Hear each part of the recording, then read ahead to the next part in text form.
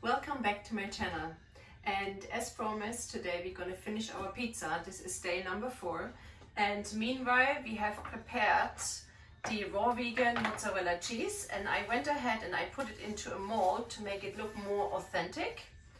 And we prepared our tomato sauce, and then eventually we prepared the pizza dough, the crust, and I did say in my video that you need 1 cup of flax seeds. It's actually only half cup, and if you don't have flax seeds you can simply use flax meal. And that crust has been in the dehydrator overnight, and it has been once flipped around so it gets nice and crisp from both sides.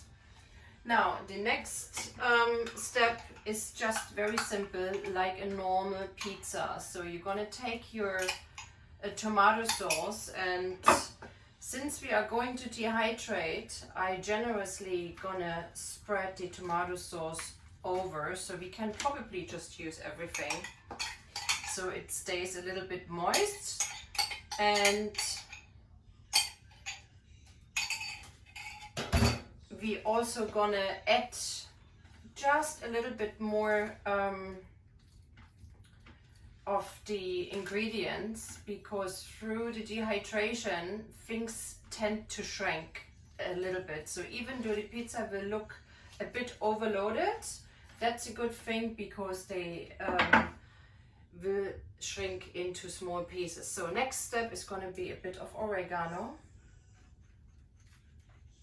So, and then we have already a lot of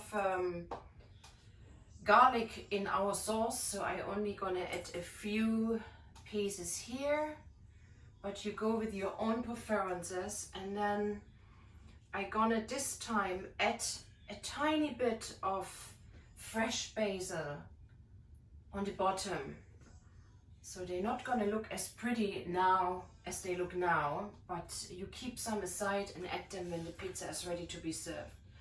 And then put loads of tomatoes. So choose organic tomatoes, or if they're not organic, make sure they have a bit of taste. Okay, so make it really packed on this pizza. You're gonna be surprised once you take it out of the dehydrator, there is not so much going on. Okay, and then eventually we're gonna add the cheese. Okay. Also here, if this one gets too dehydrated, you just add a little bit fresh mozzarella in the end. So dehydration now should be less than 2 hours, 3 hours. But again, that really depends on your preferences.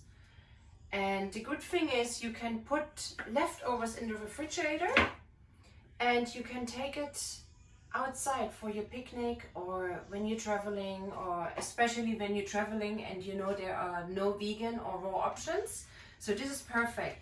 So you can leave it for an hour like so, and then you simply remove the liner and have it for another hour, and you will see the pizza is when the pizza is ready.